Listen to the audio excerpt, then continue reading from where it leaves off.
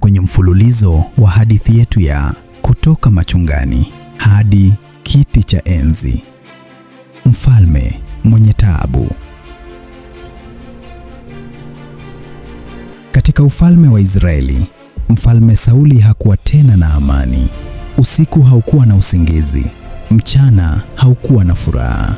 Moyo wake ulijaa hofu isiyoeleweka. Kivuli cha huzuni kilimfuata kila alipoenda. Watumishi wake wakaanza kujiuliza, tufanye nini ili mfalme apate utulivu? Mmoja wao akasema kwa upole, na atafutwe mtu ajuaye kupiga kinubi. Atakapopiga, roho ya taabu itatulia. Ndipo jina likatajwa, jina ambalo halikutarajiwa. Kuna kijana wa Bethlehemu, mwana wa Yese, anajua kupiga kinubi. Ni shujaa, mwenye busara, na Bwana yu pamoja naye. Kijana huyo alikuwa Daudi, yule mchunga kondoo, yule mdogo wa familia, lakini mbinguni alikuwa tayari amechaguliwa. Kutoka kondeni hadi ikulu, Daudi akaitwa.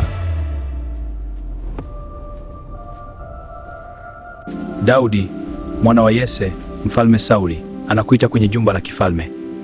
Akachukua kinubi chake na safari ya kuelekea ikulu ikaanza. Kutoka vumbi la machungoni kuelekea sakafu ya kifalme, kutoka upweke wa porini kuelekea mbele ya mfalme.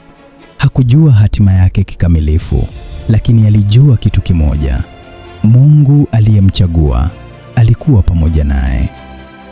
Daudi aliposimama mbele ya Mfalme Sauli, hakukuwa na kelele, hakukuwa na majivuno, kulikuwa na utulivu. Akaanza kupiga kinubi taratibu, sauti laini iliyojaa amani, iliyojaa uwepo wa Mungu. Na ghafla uso wa Sauli ukaanza kutulia, pumzi yake ikawa nyepesi, huzuni ikaanza kuondoka. Kwa mara ya kwanza baada ya muda mrefu, mfalme akapata amani, na Daudi akawa karibu na kiti cha enzi, bila kujua anajiandaa kwa hatima yake. Kutoka kuchunga kondoo, sasa anahudumu mbele ya mfalme. Je, nini kitafuata baada ya Daudi kuingia ikulu? Usikose episodi ijayo. Hii ni hadithi ya kijana mdogo aliyebadilisha historia.